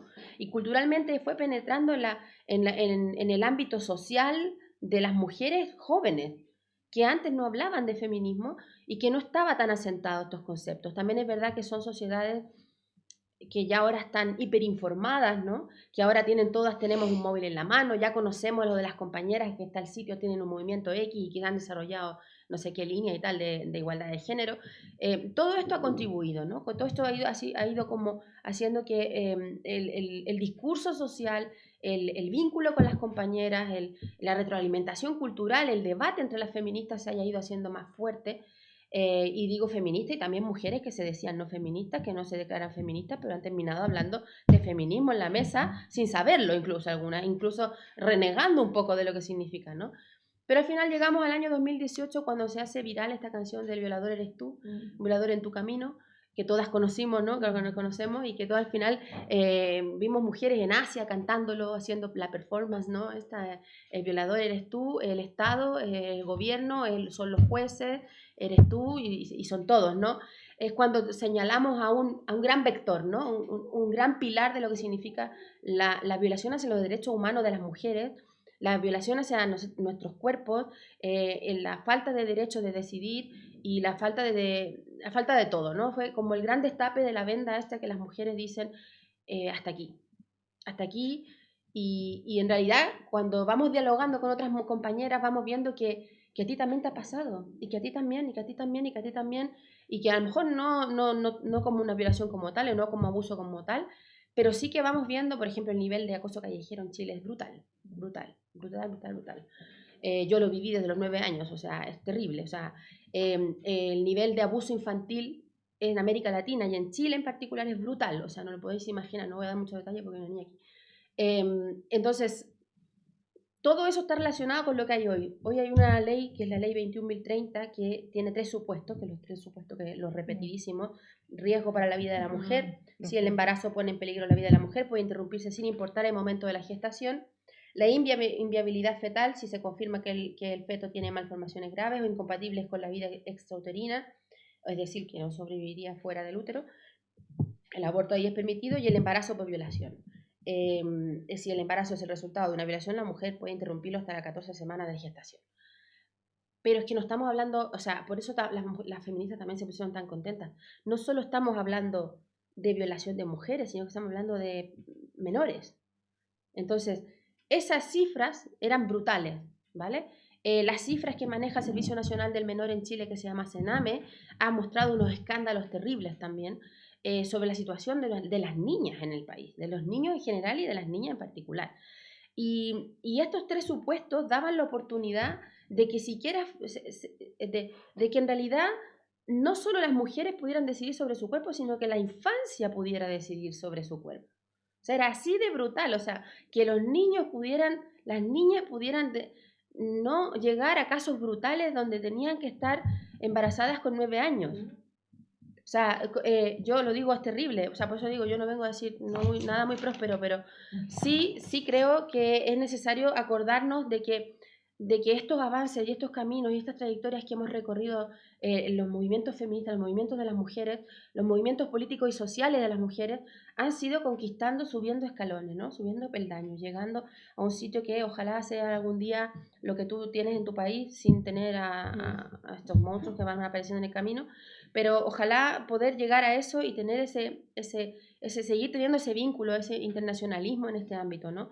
Y bueno, hablar de derechos reproductivos para mí no solamente hablar de aborto, ¿no? Que sí, porque por supuesto tiene que ver con el tema. Es crucial que se legisle, que sea vinculante, que yo tenga la oportunidad de tener una ley que esté a mi disposición como mujer y que yo pueda ir a un centro de salud y pueda practicar un aborto en el caso de que yo lo necesite, porque lo necesito, porque no quiero ser madre en este momento, porque ha sucedido mal, porque mi compañero no quiere usar métodos de anticoncepción, no quiere usar él ningún método de anticoncepción, porque una caracterización del hombre chileno es que no quiere usar condón porque le parece que la relación es mucho mejor sin usarlo, porque me engañó, porque hubo sedación o hubo una sumisión química, o porque hay muchísimos supuestos por los que puede suceder, o porque se rompió, o porque tantas cosas que pueden suceder, ¿no? Ciertas personas conservadoras dirán, oye, estas quieren aquí, ¿no? Jiji, jaja, ¿no? Salir, tener su vida sexual y no sé qué, que no pase nada, y después toma, vas ahí a la clínica porque mira, encima mi estado te lo paga, ¿no? No es así, todas las mujeres sabemos que no es así, no es nada fácil hacerlo, no es de plato de buen gusto, no es una cosa que nos levantamos por la mañana y decimos, oh, quiero hacer tal con mi cuerpo, ¿no? Está vinculado a nuestra sexualidad a la reproducción y no se separa una cosa de la otra. No hay ninguna mujer que no haya tenido, creo yo, y no sé, no estoy en la mente de todas, pero la mayoría de las mujeres, cuando estamos teniendo una relación sexual, cuando estamos vinculadas al placer, a vivir nuestra vida como mujeres, estamos pensando en esa consecuencia. La hemos tenido en algún momento en nuestra mente. en esa estaré haciendo bien, no quiero tener otra hija, no quiero tener otra hija o hijo, y muchas mujeres nos encontramos en distintas circunstancias. Está cruzado por la pobreza, está cruzado por poblaciones racializadas, está cruzado por la migración, está cruzado por la trata de personas, por la prostitución, por las circunstancias que sean. Hemos visto que las brechas de género son las que explican muchas cosas de las que nos pasan. Entonces, las circunstancias que hay detrás de un aborto es múltiple también. Es intergeneracional, pasa por muchos sitios. Entonces, que tengamos la garantía de poder decidirlo es una gran cosa y es muy importante. Decía hace un rato lo de la educación. Por supuesto, sin coeducación no va a haber ningún cambio. Sin políticas públicas que sean sólidas, que planteen una coeducación en los centros educativos, no solo de lo reproductivo o solo de la sexualidad, solamente, que sería importantísimo, sino que sobre todo lo que sucede con las mujeres como la mitad de la humanidad que somos, ¿no? Sobre todo los estereotipos y los prejuicios que nos enseñan desde el primer minuto en el que nos plantamos en este planeta, ¿no? Sobre todas esas etapas y sobre todos esos mandatos que nos meten en la cabeza, que nos hacen seguir cumpliendo ciertos roles y al final quitarnos nosotras nuestra autoestima, desempoderarnos, quitarnos nuestra identidad y dejarnos en un lugar, en un terreno de nadie, ¿no? Donde no podemos tomar las riendas de nuestra vida, ¿no? En Chile también existe ahora mismo, bueno, ya con eso más o menos voy acabando, hay unas leyes que han promulgado que al final los chicos puedan estudiar en el instituto. En el año 2015 hubo unas importantes modificaciones, bueno, las han habido en estos últimos años también con este gobierno nuevo de Gabriel Boric. Obviamente, aquí me quiero referir muy brevemente, han habido cambios en el movimiento feminista cuando ya llega en todos los sitios, tendremos las opiniones que tengamos, pero cuando el feminismo llega a espacios institucionales toma decisiones y esas decisiones llegan al pueblo. O sea, es que eso, aunque querámoslo o no, es que es así. Entonces, cuando tenemos el poder, pues cortamos el bacalao, ¿o no? Entonces, pues si estamos en un movimiento feminista que ha podido llegar a un lugar y ha podido tomar una decisión y ha podido decir, oye, mira, voy a sacar una ley X, no sé qué, pues eso funciona al final, ¿no? Es lo que al final hace la diferencia del todo. Y entonces yo digo, cuando nosotros logramos tener espacios entre que los chicos puedan estudiar en el año 2015, tengan una ley en la que se van a enseñar en Chile, en todos los centros educativos, se va a poner, van a dar clases, talleres y no sé qué de educación sexual, es cuando aparecen los cambios, ¿no? Al margen de la valoración que hagan los chicos, porque luego yo estuve leyendo unos datos del INJUF, que es el Instituto de la Juventud en Chile, no sé, datos que llaman un poco a la reflexión, ¿no? Por supuesto son datos cuantitativos que yo siempre sospecho de ellos porque si no se contemplan con algo cualitativo para mí no tiene sentido. Claro. Luego tú lo que tú quieras, el porcentaje de lo que quieras, pero si yo no le pregunto a la gente lo que piensa y veo lo que me está respondiendo, ahí se completa la información, ¿no? Entonces dice, un 36% de los jóvenes declara que la educación sexual impartida en su colegio es regular. Un 34% evalúa como muy mala o mala la educación que está recibiendo sexual, y luego el 29% de los jóvenes entrevistados evalúa su educación sexual impartida en su colegio como muy buena, ¿no? Está como repartido, ¿no? El porcentaje. Luego hay un 64% de jóvenes entrevistados que le declara que la juventud ahora está más informada sobre las responsabilidades y riesgos de la salud sexual que hace 10 años. Sin duda han habido avances. Dicen los jóvenes entrevistados declaran que la principal razón para el uso del condón es la prevención del embarazo, un 70%, 71%. ¿Vale? Hay otro 30% que no sabe que hay enfermedad de transmisión sexual y otras cosas, o sea, es brutal, o sea, bueno, pero es un avance, o sea, sí. Miremoslo con perspectiva, ¿no? Lo miramos con perspectiva, ¿verdad? Y decimos, hemos conquistado cosas, ¿no? Antes, bueno, yo te digo, en mi época estas cosas ni se hablaban, o sea, si alguien tenía una situación de tener que recurrir a un aborto o lo que sea, era una cosa terrible, o sea, si alguien en tu colegio se enteraba de algo que te podía pasar, en realidad eras perseguido, o sea, como con tantas otras cosas, ¿no?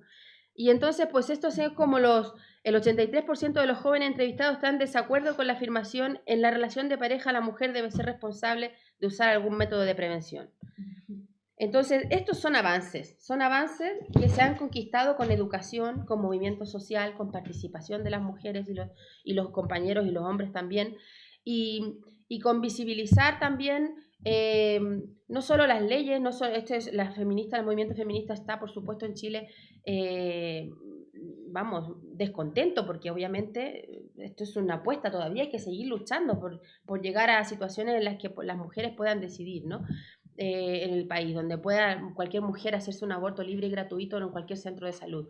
Pero han habido cambios, se están haciendo, hay observatorios también en contra de la violencia de género, hay recursos que se están utilizando, se están poniendo a disposición de la gente, hay trabajo que el avance de las académicas, por ejemplo, ha aumentado muchísimo. Las compañeras académicas que están en distintos centros pues han ayudado también a poner en palabras ciertas cosas, ¿no? Y son las que al final también han ido retroalimentando un poco con el trabajo social y político que se desarrolla en el país. No sé si me he pasado ya de tiempo, ¿sí?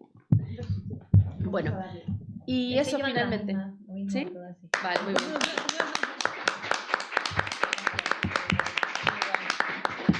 Muchas gracias a las tres. Yo creo que la mesa ha demostrado bastante el objetivo que teníamos, ¿no? Que era poner en común problemas y sobre todo yo creo que hay una cuestión que habéis dicho las tres que es interesante, que es no despreciar ningún avance. Y yo creo que el feminismo lo sabemos porque lo decíais, la batalla cultural, pero es que al final es la batalla por la vida, ¿no? Y el hecho de tener una ley que tenga 3 supuestos es mejor que tener una ley que prohíba el aborto, ¿no? O sea, claro, es decir, es que ahora en estos momentos, yo creo que en España estamos muchas veces como despreciando ciertos avances, ¿no? Porque no son suficientes y por supuesto que no lo van a ser, porque si todas entendemos que el patriarcado es una cuestión estructural que va de la mano con el capitalismo, en una situación, en una monarquía parlamentaria como la nuestra, ¿no? No vamos a tener una situación perfecta, pero el despreciar avances y no ver que lo que hay que hacer es ir más para allá nos puede hacer perderlo todo. Yo estoy un poco pesimista en esto, pero luego soy una optimista de la voluntad y que creo que tenemos como muchas propuestas para seguir mejorando, ¿no? Pero sí que me parece que es importante que veamos, además se ha hablado de la dictadura. O sea, os he escuchado hablar a las tres, ¿no? De dictadura, de apoyo entre mujeres, de la importancia. Entonces, yo creo que el objetivo de la mesa se ha cumplido porque al final, bueno, pues no estamos solas, ¿no? Yo creo que también no estamos solas y me parece que lo vimos en 2018, lo del grito global. Que todas lloramos con Argentina, ¿no? O sea, es que lloramos todas, creo, viendo vídeos de todo lo que pasaba de Madrid a Buenos Aires, no sé, fue todo como un año en el que mirar para atrás y pensar que pudimos hacerlo y que podemos volver a hacerlo, ¿no? Y yo creo que ha sido una experiencia muy bonita. Muchísimas gracias por venir al Soviet y vamos a darle a las preguntas. Venga. Vamos. Bueno. Mira. ¿No os animáis? Bueno, yo si quieren puedo hacer también, o una reflexión claro, o algo. No solo preguntas, también valen reflexiones. También valen reflexiones. No hay hombres. Puedo hacer una pequeña, si quieren. Yo un poco con lo que decías de las alianzas, que me parece que ha salido como importante, sí que creo que aquí en España gran parte de las movilizaciones, tanto de la huelga, nació de la inspiración de las compañeras argentinas.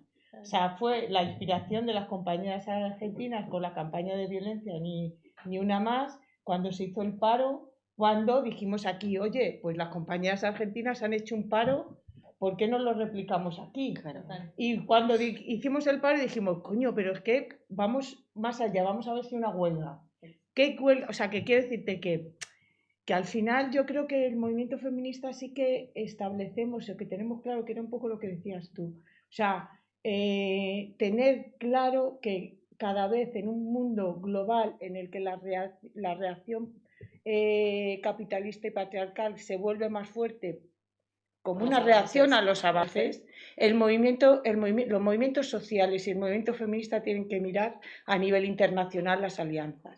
Quiero decir que una de las de las estrategias es esa, o sea, no hay otra. Como lo hacen ellos, ¿no? Claro, como lo hacen ellos, claro, o sea, como los malos se decir, juntan, nosotros también, ¿no? claro, o sea, hacia un mundo en el que el patriarcado y el capital cada vez es más global y pega más fuerte, el movimiento feminista tiene que seguir en esa estrategia de mirarnos los unos en los movimientos para responder a esa manera también global, ¿no? Entonces, como decías tú, lo puedes conseguir, pero tenerlo en la cabeza, o sea, ser como una estrategia claro, tenerlo en la agenda. Y a mí me parece que eso es algo que has dicho y que creo que, aunque lo hacemos, tenemos que seguir apostando por eso. Yo me quedé pensando un poco en lo que dijo la compañera, me fui acordando de cosas y voy a hacer como unos tips. Hay una humorista argentina que a mí me gusta mucho, que se llama Malena Pichot, que tiene un video que se llama Apocalipsis Abortero. Es muy cortito, es 1 minuto, búsquenlo en YouTube, porque ella hace un chiste, tiene muchos años, que son un grupo de mujeres que salen y es como, vamos a abortar, pero yo no estoy ni embarazada, no, pero vamos a abortar. Y son miles de mujeres corriendo en la calle gritando que van a abortar, contra esa, ¿no?, cosa construida de que porque ahora hay aborto, todas fuimos a abortar y salimos a abortar. Entonces me parece que son estrategias que podemos usar incluso, ¿no?, como para ridiculizar esto de que porque hay una ley vamos a salir todas corriendo a abortar, que si lo hiciéramos, guay. Después me parece que hay algo interesante en defender el aborto no solo desde el lugar de la víctima, como bueno, somos mujeres y pasar por ahí es re difícil. Sí, hay contextos en los que por supuesto es muy difícil, una pone el cuerpo, es una situación de una intervención quirúrgica. Puede tener un costado emocional más profundo que otras veces, pero no siempre es un espacio en el que nos ponemos en situación de víctima y de vulnerabilidad. Defenderlo como también un espacio de decisión. Exacto. Y de poder ir a ese lugar y recurrir sin esa necesidad de, la culpa, porque no sabes lo que significa ir a abortar, ser una mujer. Entonces también posicionarnos en esa posición de que hay mujeres que van a necesitar un acompañamiento emocional porque eso las está atravesando y hay otras que no, pero como en otras cosas de la vida, como en otras decisiones que como somos distintas y tenemos distintos contextos, nos implica distintos. No generalizarnos a todas que el aborto es difícil y cómo nos exponemos. Eso es otra de las cosas que quería decir. Segundo, ¿le salimos igual de caro al Estado para abortar que un varón que va a jugar a la pelota, se rompe una pierna, el ligamento cruzado y fue a hacer una actividad de placer? Pues nosotros capaz, está bien, lo pagamos nosotras porque es nuestro cuerpo, pero en una relación sexual hay 2 personas que están disfrutando de ese momento. Igual que sale cualquier actividad de placer que hace un varón y se fue a esquiar y se rompió una pierna y tenemos que pagar también eso.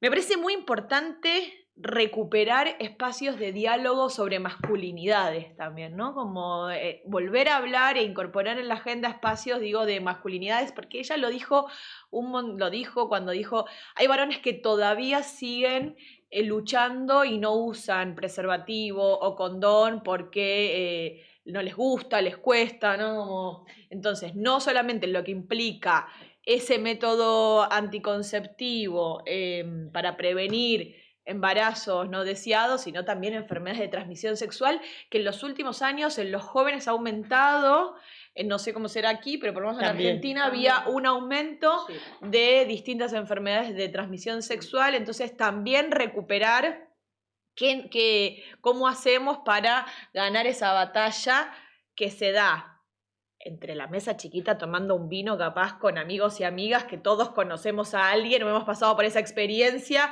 de cuesta más, cuesta menos, nos gusta. Son cosas que además de espacios capaz más institucionales, académicos, de discusión política, podemos tener entre pares, sin obviamente pudrirla, ¿no?, en una fiesta que dice, ahí viene esto otra vez, se va a poner a hablar.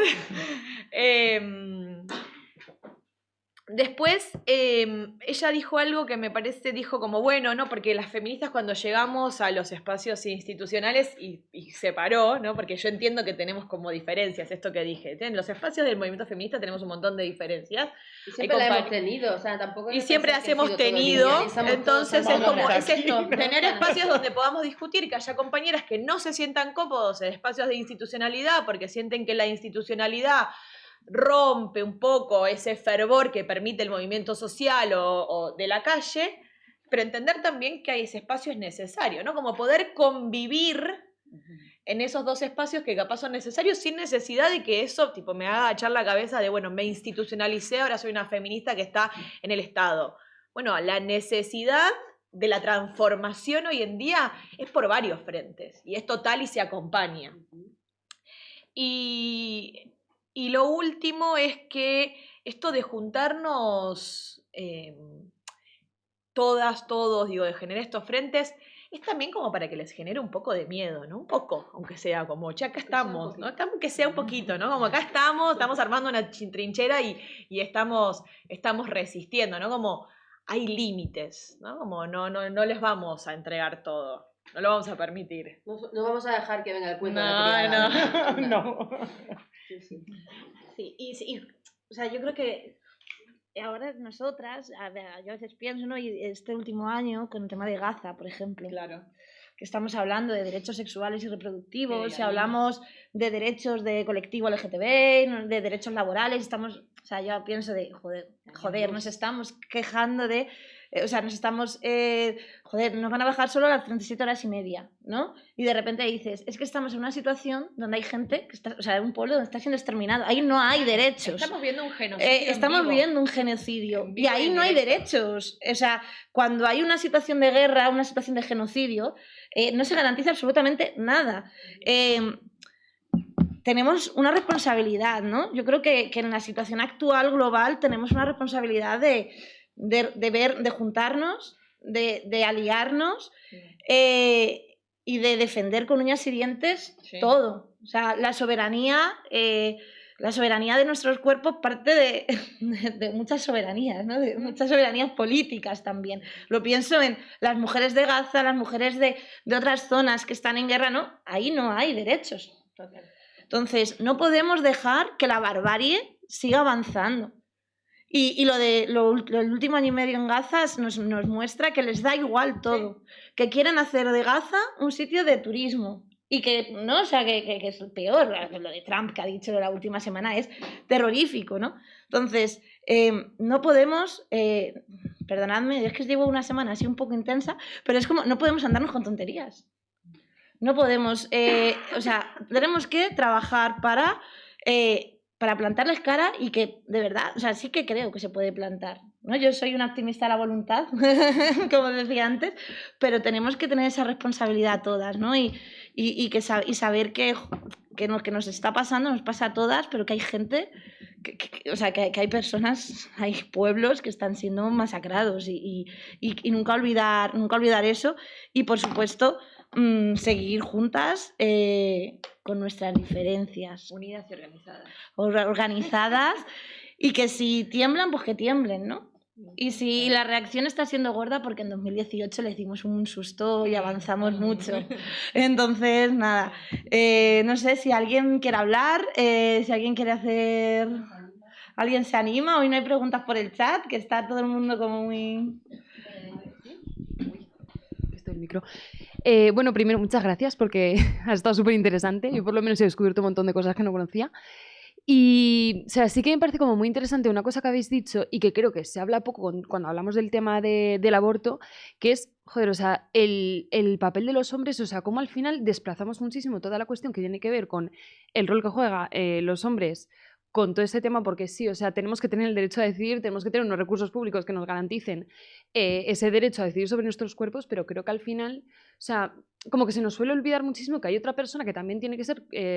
digamos que tiene que estar metido en todo lo que implica el tema de abortar, ¿no? Y entonces, o sea, que no sea una cuestión que dependa únicamente de nosotras, pero como pasa con muchísimas otras cuestiones del feminismo. Creo que al final, cuando hablamos de conquistar derechos, pero no hay tampoco, o sea, no hay una parte, digamos, de lucha social intensa de decir, es que ellos también tienen que ver que forman parte de todo esto, como que creo que hay un eje ahí que también se tiene que trabajar mucho, ¿no? Por eso también me gusta que lo hayáis dicho, en el sentido de, vale, o sea, ¿qué pasa con los hombres cuando una mujer se queda embarazada y decide o no decide abortar? Es decir, ¿qué pasa ahí? Es decir, ¿están siendo responsables? ¿Están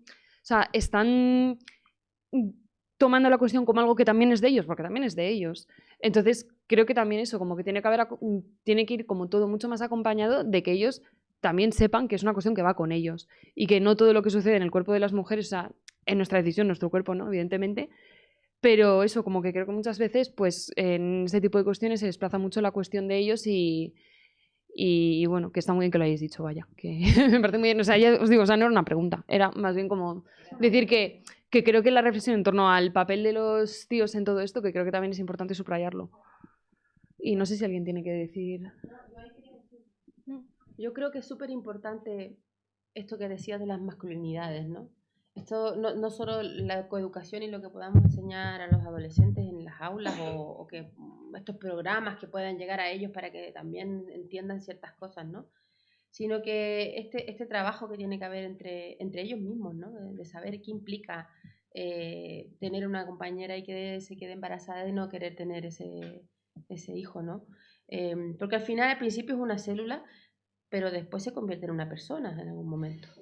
Y entonces esa persona, cuando es persona, ya las decisiones y las consecuencias de todo aquello se transforman en algo mucho más grande que todo lo que nos podemos imaginar, ¿no?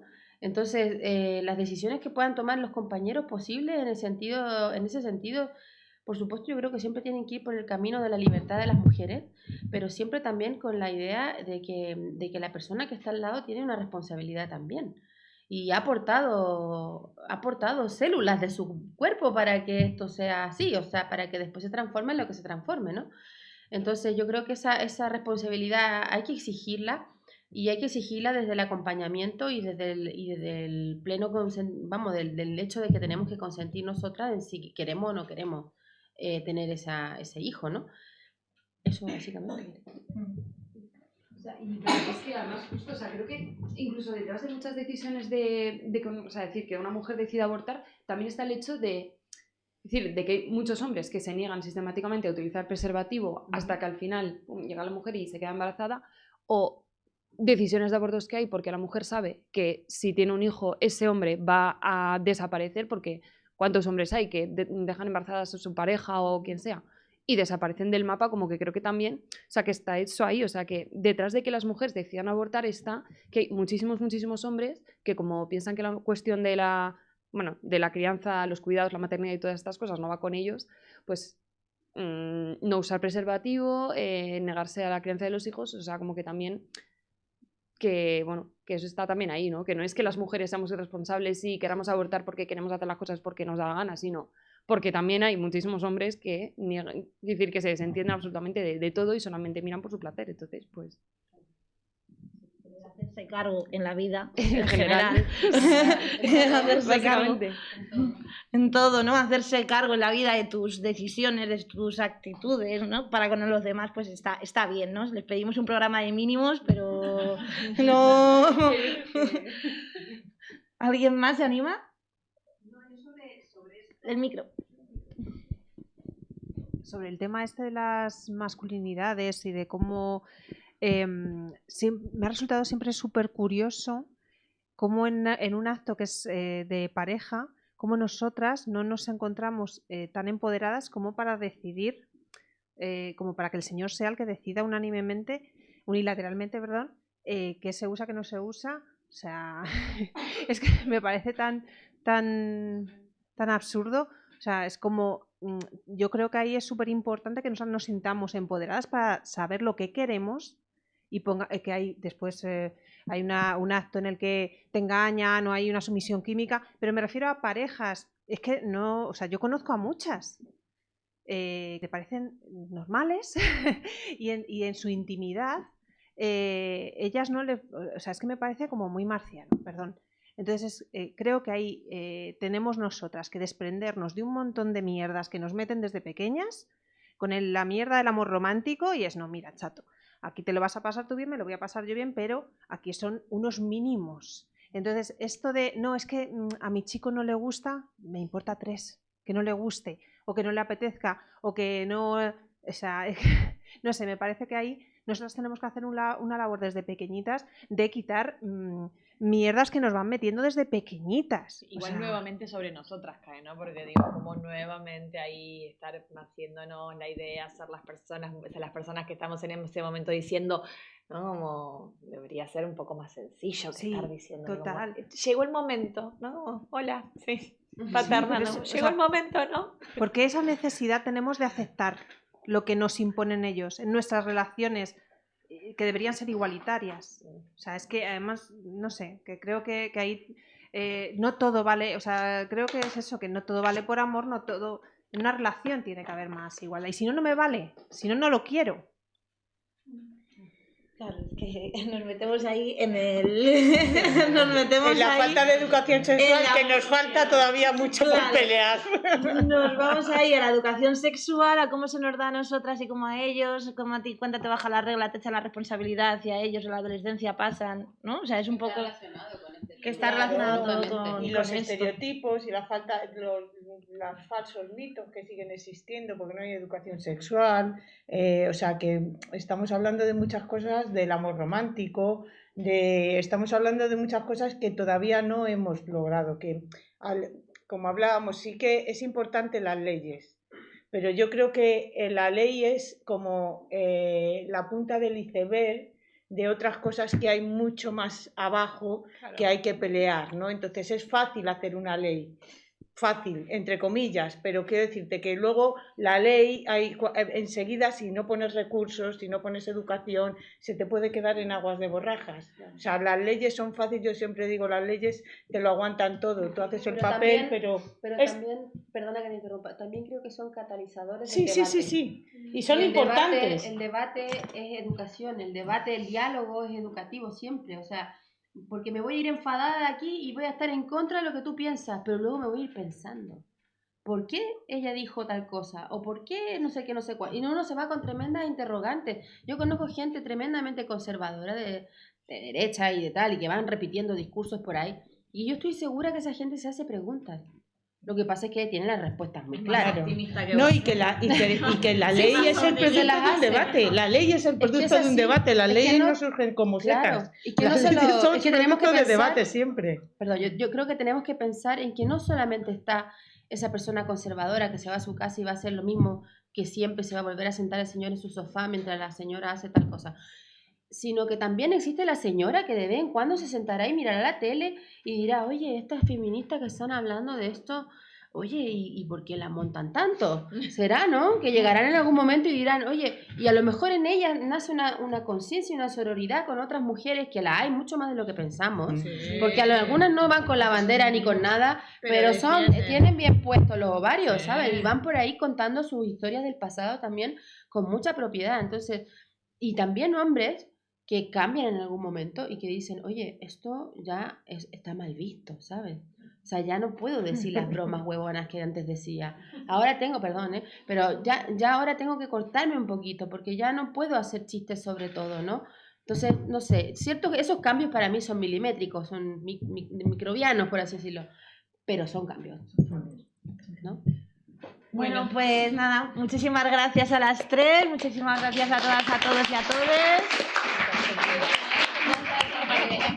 Un abrazo a las de internet, que habéis estado muy calladas hoy. Han estado muy calladas. Y nada, pues vamos ahora, que sabéis que teníamos una cena solidaria con una familia de Getafe que ha sido desahuciada, porque la violencia que sufrimos las mujeres es múltiple, institucional, económica, etcétera, ¿no? Entonces, bueno, pues para echar una mano un poco a esta situación a sobrellevar, pues aquí una compañera ha hecho también un poquito de cena para que podamos poner un bote y poder ayudar lo que podamos entre todas. Vale. Así que nada, muchísimas gracias a todas.